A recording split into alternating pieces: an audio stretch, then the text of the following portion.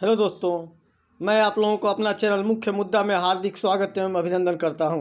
दोस्तों, आज मैं जिला पंचायत उम्मीदवार प्रीति उपाध्याय के पति पंकज उपाध्याय का साक्षात्कार आप लोगों के सामने प्रस्तुत कर रहा हूं। चाह नहीं ऊंचा पद पा बंदूकों से घेरा जाऊं, चाह नहीं देवता बनूं पत्थर सा पूजा जाऊं, चाह यही बस एक है मन में काम किसी के मैं आ जाऊं, भूखा बच्चा जो मरता हो खून बेचकर दूध मंगाऊं, प्यासा पनघट को ढूंढे तो पनघट बन मैं प्यास मिटाऊं, मजदूरों का बनूं पसीना धरती पर हंसकर गिर जाऊं, चाह यही बस है पंकज की जनता के दुख दर्द मिटाऊं, जनता के दुख दर्द मिटाऊं। हाँ भाई पंकज जी, आप तो जिले का एक जाना पहचाना चेहरा हैं। आप अच्छे नेता एवं अच्छे वक्ता भी हैं। आपका चुनाव चिन्ह भी मिल गया है जो आपके सीने पर दिखाई दे रहा है, शायद कुल्हाड़ी है जी। अब चुनाव चिन्ह मिल गया, चुनाव नज़दीक आ गया, जनता की आपसे उम्मीदें हैं, आपकी जनता से उम्मीदें हैं। ऐसे में क्षेत्र की कुछ समस्याएं हैं जिसके बारे में आपका मैं मत जानना चाहता हूं कि आप इन समस्याओं से कैसे निपटेंगे। नंबर 1, क्षेत्र में कुछ गरीब और विकलांग परिवार ऐसे हैं कई गांवों में जो कि पिछले चुनाव में प्रधान गुट के एंटी रहे थे। वोट उन लोगों को नहीं मिल पाया था, जिसके वजह से न उन लोगों का आवास मिला, न कोई सरकारी सहायता मिली। ये कहाँ तक उचित है और इस ढंग की समस्याओं को आप कैसे निपटेंगे? ये तो जब मैं चुनाव में आया हूँ तो ये सब चीज़ें पब्लिक में जानने पे मुझे पता चल रही हैं। अभी मैं सुबह गया था, 2-3 गांव में घूमा तो कुछ महिलाएं मिली, जैसे वो विधवा हैं। एक महिला मिली, उनका 2 लड़के हैं विकलांग, एक लड़का है मानसिक तौर पर विकलांग है और उनके नाम से 1 मंडा भी ज़मीन नहीं है और वो अपना मड़ई डाल के रह रहे हैं, चूँकि उनको इसलिए आवास नहीं मिला क्योंकि वो अपने प्रधान को वोट नहीं दिए थे। तो ये सब चीज़ें गलत हैं, प्रधान को ऐसा नहीं करना चाहिए।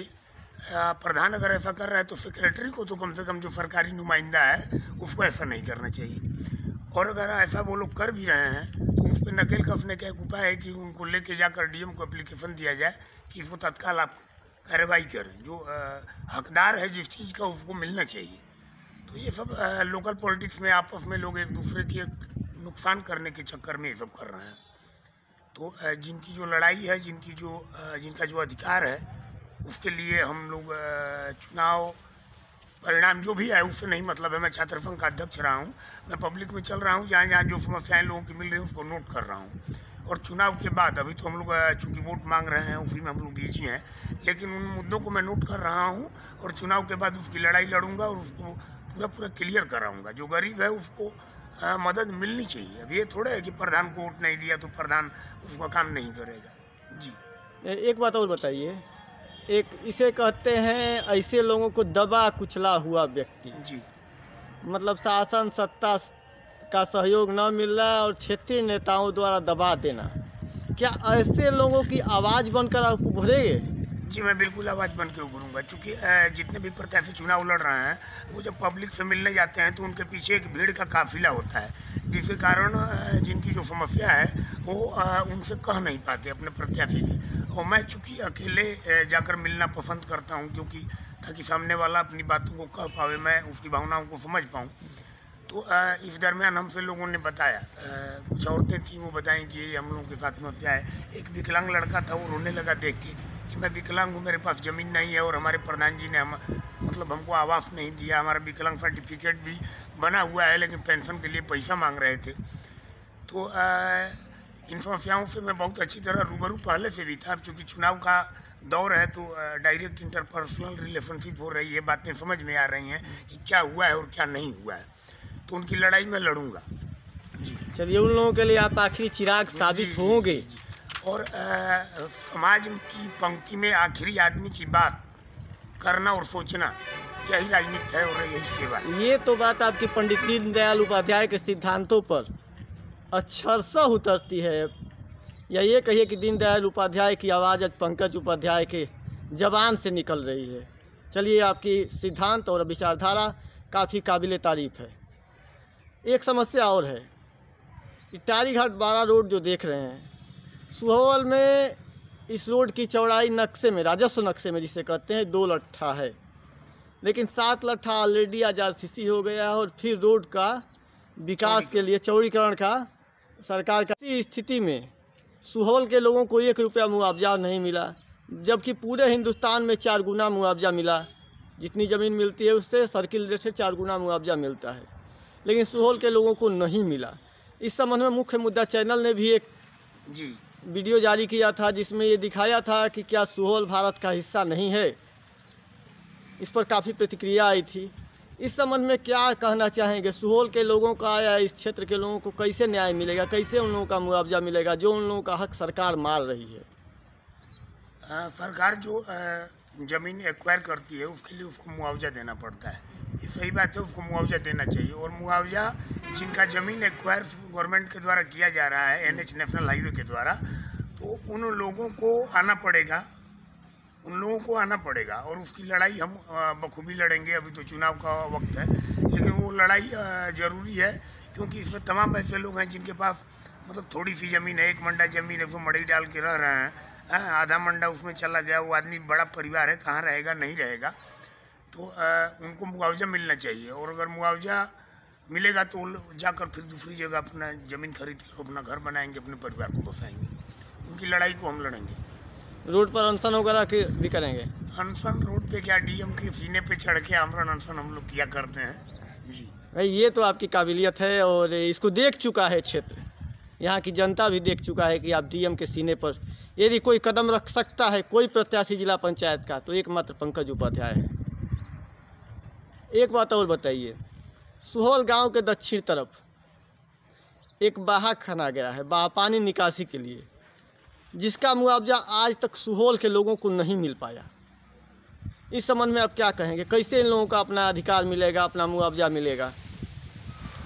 मुआवजे के लिए यहाँ के जो अभी तक जनप्रतिनिधि रहे हैं, जो दावा करते हैं कि मैंने बहुत विकास किया, मैंने ये किया, मैंने वो किया, मैं बहुत सम्मानित व्यक्ति हूँ, मैं बहुत सम्मानित पदों पे रहा हूँ, मेरे पास तमाम व्यवस्थाएं हैं, तो गांव की लड़ाई, क्षेत्र की लड़ाई जब आप जनप्रतिनिधि हैं तो उनको लड़ना चाहिए। मैं तो यहाँ का भांजा रहा हूँ, अभी छात्र संघ का मैं अध्यक्ष रहा, अब चुनाव में आया हूँ, और ये बाहा के बारे में अभी हमको आपने बताया तो मुझे पता चला। मैं झूठ नहीं बोलूँगा कि मुझे पहले से पता है कि जब अगर कहीं से बाहर निकला और गाँव के लोगों की ज़मीन को कैप्चर किया गया तो उसका उनको मुआवजा मिलना चाहिए,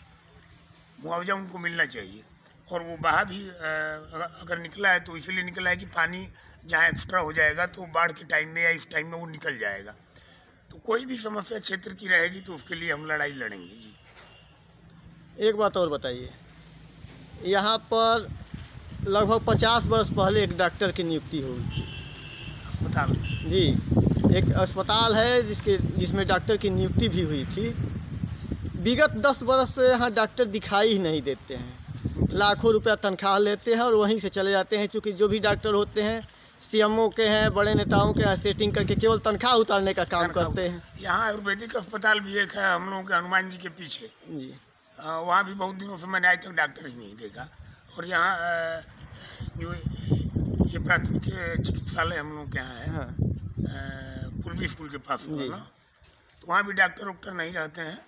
और डॉक्टरों की स्थिति ये है कि वो लोग अपने जाकर प्राइवेट प्रैक्टिस करते हैं, और यहाँ जो नेता हैं जो मैंने डॉक्टरों के ऊपर नकेल कस लेते, उनको कुछ अपना सिस्टम वगैरह दे देते हैं, पैरासीटामोल, डिपेंडाल, क्रोफिन, कालपोल, वो अपना काम करते रहते हैं। हाँ जी, तो उसके लिए लड़ाई लड़ी जाएगी, और लड़ाई तो हमेशा से मैं लड़ता रहता हूँ। अब लेकिन सिस्टम के खिलाफ लड़ने में थोड़ी ताकत की ज़रूरत होती है, तो आम जनता से गुजारिश है कि मुझे वोट देकर थोड़ी मेरी आंदोलन की ताकतों को मजबूत करें। पशु चिकित्सालय में भी पशु चिकित्सक कभी नहीं आते हैं जी, इन पर आप कैसे नकेल कसेंगे?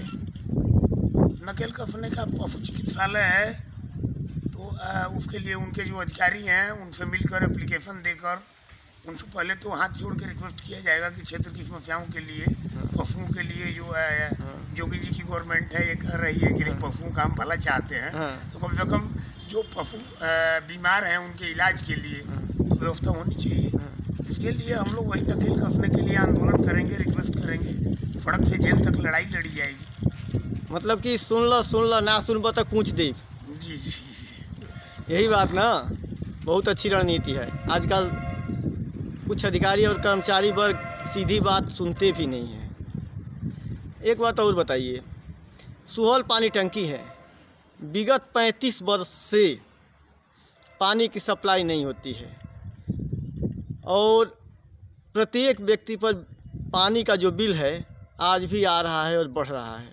इस संबंध में मुख्य मुद्दा चैनल ने माननीय रेल मंत्री मनोज सिन्हा जी का भी ध्यान आकृष्ट किया था, जिसमें रमेश सिंह पप्पू थे, भाजपा के कई बड़े नेता थे, कद्दावर नेता थे, क्षेत्रीय नेता थे।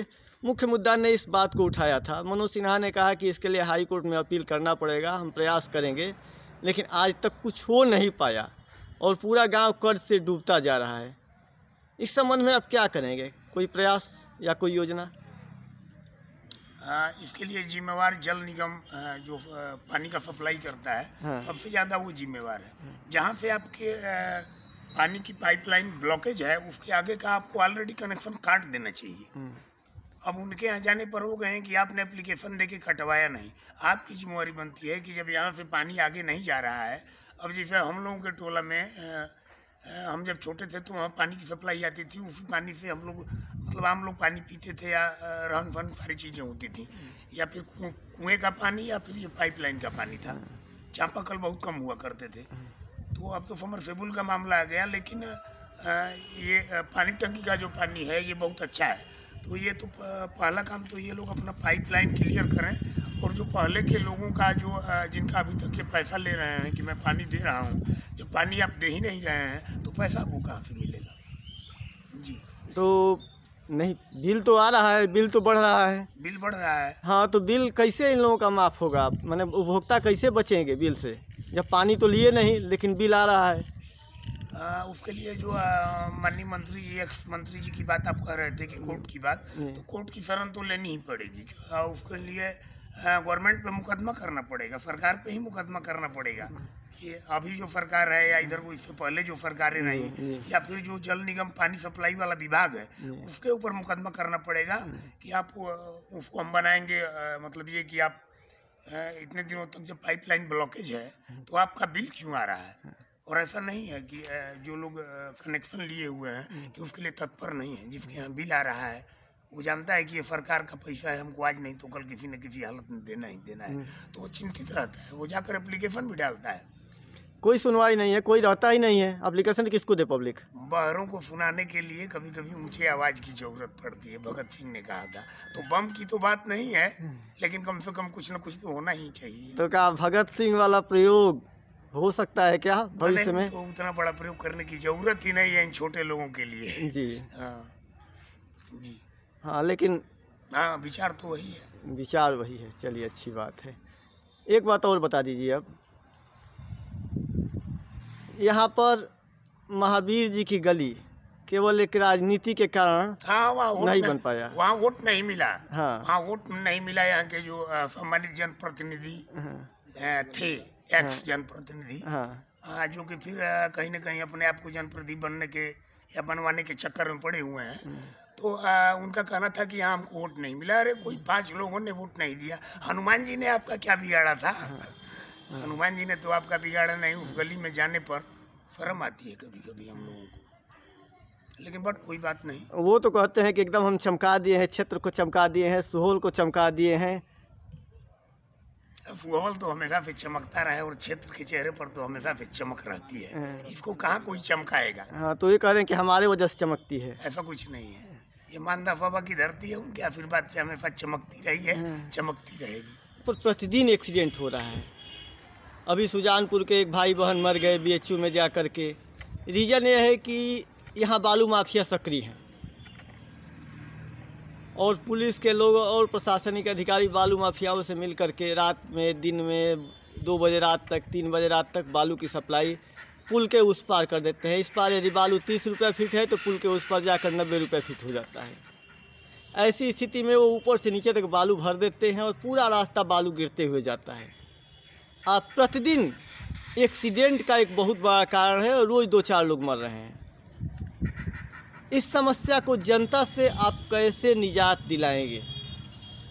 ये बालू वाली जो बात आप कह रहे हैं, सड़क के दोनों साइड मतलब गंगा जी के वीर अब्दुल हमीद सेतु के पुल के ऊपर का की बात है, या फिर सुहौल शिवालय पे जाइए या यहीं से चलिए महादेवा से लेकर सड़क के दोनों साइड में बालू की लेयर है कम से कम 2 इंच की। वो बाइक चलाने वाला आदमी सड़क के किनारे बाईं पटरी या दाईं पटरी से अपनी साइड से जाता है, और वो बालू के कारण बाइक का एक्सीडेंट सबसे ज़्यादा यहाँ हो रहा है। 2-3 दिन तो हम लोग सड़क के मतलब गिरते गिरते बचे। एक ही परिवार के 2 लड़के जा रहे थे, आप जो बता रहे हैं वो मर गए। और ये लोग अपना गिट्टी बालू का खेल खेलें, अपना रुपया पैसा कमाएं, उससे हम लोगों को कोई दिक्कत नहीं है। हाँ, सरकार को जो जनप्रतिनिधि हैं वो अपना पैसा ले लें, जो अधिकारी हैं वो अपना कमीशन ले लें, बालू वाले अपना कमीशन लेके पैसा वैसा कमा के बढ़िया कुर्ता उर्ता पहन के चुना उना उलड़े। लेकिन ये जो सड़क के किनारे बालू गिर रही है, जो लोग मर रहे हैं, इसकी जिम्मेवारी किसकी बनती है? इसकी जिम्मेवारी जिला प्रशासन, पुलिस प्रशासन की बनती है। और ये लोग कान में तेल डाल के सोए हुए हैं, ये बिल्कुल गलत बात है। अभी चूँकि आचार संहिता का ये चल रहा है, नहीं तो अभी जो एक्सीडेंट हुआ और अभी जो परिस्थितियाँ हैं तो आम जनता अभी सड़क पे होती, लेकिन चूँकि आचार संहिता है मुकदमा लगा के बंद कर देंगे। बट चुनाव बीतने के बाद इस पर हम लोग विचार करेंगे और कुछ न कुछ जरूर होगा। और ये तो तय है कि ये बालू माफिया बिना भगत सिंह वाले स्टाइल के मानेंगे नहीं। तो क्या भगत सिंह वाली स्टाइल का एक बार फिर प्रयोग करना पड़ेगा? हमारा झगड़ा बालू माफियाओं से नहीं है। हाँ। हमारा झगड़ा प्रशासन से है। जो प्रशासनिक अधिकारी है, हाँ। ये आज घुरहू नहीं बालू बेचेंगे तो कल कतवारू बेचेंगे, परसों गोपाल बेचेंगे, तीसरा दिन मोहन बेचेंगे। ये स्थितियां हैं। लेकिन ये जो अधिकारी हैं ये बेचवाते हैं ये बालू, हाँ। और ये करवाते हैं ये एक्सीडेंट। हाँ। तो नकल कसने की जरूरत उन पर है, क्योंकि ये बालू बेचने वाले तो हमारे आपके बीच के लोग हैं। तमाम लोग हैं बेचारे, ट्रैक्टर चलाने वाले लड़के हैं, रात रात भर ट्रैक्टर चलाते हैं, 300-400 रुपया पाते हैं। तो हमारा झगड़ा उनसे नहीं है। हमारा झगड़ा ये रुपया पैसा कमाने वाले लोगों से है और प्रशासनिक अधिकारियों से है, और इनका हिसाब किताब हम लोग जरूर करेंगे जरूर। जरूर मतलब जनता को इस एक्सीडेंट से मुक्ति मिलेगी? एकदम मिलेगी, मिलनी चाहिए। और जनता ही इस मामले में हमारा साथ देगी और आंदोलन करेगी और इन पर नकेल कसने का काम करेगी। मतलब निकट भविष्य में एक आंदोलन, अच्छा आंदोलन, सकारात्मक आंदोलन देखने को मिलेगा। जी, बहुत जबरदस्त। और उसका नेतृत्व आप करेंगे? नेतृत्व जनता करेगी, हम तो जनता के सेवक हैं। अच्छा। और बताइए आपका चुनाव कैसे चल रहा है? चुनाव ऊपर वाले की कृपा से और साथ वालों के सहयोग से मेरे जैसा गरीब आदमी इस चुनाव में इतना जानदार लड़ाई लड़ रहा है कि मेरा दिल बाग बाग रह रहा है। मैं जहाँ भी जा रहा हूँ, लड़के हमारे जो मित्र हैं, हमारे जो शुभचिंतक हैं, या जो अब तक हमारे आंदोलन से, हमारी भावनाओं से, हमारे प्रेम व्यवहार चरित्र से प्रभावित रहे हैं, वो लोग अपना पूरा सहयोग कर रहे हैं। मैंने अपील की थी उनसे कि एक एक वोट देने का ही नहीं, एक एक वोट दिलवाने का ही काम कीजिएगा। तो वो 1 वोट दे भी रहे हैं और 10-20 वोट दिलवाने के चक्कर में पड़े हुए हैं। तो इस स्थिति में मैं तमाम लोगों को धन्यवाद कहना चाहूँगा। मुझे लग रहा है कि बहुत ही अच्छा हमारा चुनाव है, और ये चुनाव हमारा नहीं, गांव गरीब किसान और आम जनता का चुनाव है, वो खुद ही लड़ रहे हैं। नहीं, ये तो उठ रहा है कि आपका चुनाव आज के डेट में जो देखने को मिल रहा है, जाति से ऊपर उठकर आप चुनाव लड़ रहे हैं आप। हर जात के लोग आपको आज पसंद करने लगे हैं। लेकिन फिर भी अभी आपको एक लंबा प्रयास करना पड़ेगा। इस संबंध में आप क्या कहना चाहते हैं? बिल्कुल श्योर है चुनाव को लेकर के भी प्रयास करना पड़ेगा? ना, चलना तो पड़ेगा ही। अच्छा, और चल भी रहे हैं हम अपने हिसाब से। ऐसे तो नहीं होगा कि मैं मान लूँ कि मैं चुनाव जीत ही गया। बट मेरा चुनाव बहुत बढ़िया है, मेरे उम्मीद से भी ज़्यादा बेहतर। नहीं, एक बात और बताइए, यहाँ पर कुछ प्रत्याशी 20-20 गाड़ियों का फ्लीट लेकर चल रहे हैं, जिससे लगता है कि मंत्री हैं, कोई मंत्री आ रहा है। आम आदमी से उनकी मुलाकात नहीं है, सड़क पे केवल धूल उड़ रही है। और आप कभी बाइक से कभी पैदल जनता के बीच पहुंच जाते हैं जी। ऐसे में आपको कैसा महसूस होता है? अच्छा लगता है, बहुत ही अच्छा लगता है। मतलब कहने का मतलब जनता आपके साथ है, गाड़ी और संसाधन उनके साथ है। गाड़ी संसाधन अपना रोड पे घूमे फिरे, कोई हमें प्रॉब्लम नहीं है जी। मैं बाइक से वही बालू देखते हुए अपना जान बचाकर धीरे धीरे चलता हूँ। चलिए, बड़ी अच्छी बात है, बड़ी खुशी है। और कुछ कहना चाहेंगे अपने बारे में? जी, बहुत कुछ नहीं। जो लोग हमारे चुनाव में हमारे लिए मेहनत कर रहे हैं, हाँ, उनका मैं कर्जदार होने जा रहा हूँ। उस कर्ज को मैं सूद क्या बताऊँ, ये कर्ज मैं चुकाने का हमेशा प्रयास करूंगा और उसके लिए कुछ भी जहाँ तक हो सकता है मैं करूंगा। और मैं तमाम लोगों का बहुत बहुत धन्यवाद कहना चाहूँगा जो लोग मेरे लिए मेहनत कर रहे हैं। मैंने जनता का कर्ज आप जरूरत पड़ी तो खून देकर भी चुकाएंगे? जनता का कर्ज मेरे जहन में है। बहुत कुछ न करते अगर कहें तो मैं अपनी लिखी कविता फूना डालूं। एकदम बता दीजिए। चाह नहीं पैसा वाला बन रुपयों की मैं सेज सजाऊं, चाह नहीं ऊंचा पद पा बंदूकों से घेरा जाऊं, चाह नहीं देवता बनूं पत्थर सा पूजा जाऊं, चाह यही बस एक है मन में काम किसी के मैं आ जाऊं, भूखा बच्चा जो मरता हो खून बेचकर दूध मंगाऊं, प्यासा पनघट को ढूंढे तो पनघट बन मैं प्यास मिटाऊं, मजदूरों का बनूं पसीना धरती पर हंसकर गिर जाऊं, चाह यही बस है पंकज की जनता के दुख दर्द मिटाऊं, जनता के दुख दर्द मिटाऊं। जय हिंद जय भारत। वाह पंकज जी वाह। मुख्य मुद्दा चैनल आपका हार्दिक स्वागत एवं शुभकामना करता है। दोस्तों अभी अभी आप लोग पीजी कॉलेज के पूर्व अध्यक्ष पंकज उपाध्याय को सुन रहे थे। दोस्तों यदि किसी और प्रत्याशी को साक्षात्कार देना है तो मुख्य मुद्दा यूट्यूब चैनल आप लोगों का स्वागत करता है। आप लोग सहर्ष मुख्य मुद्दा चैनल पर संपर्क कर सकते हैं तथा अपनी बात जनता के बीच रख सकते हैं। धन्यवाद।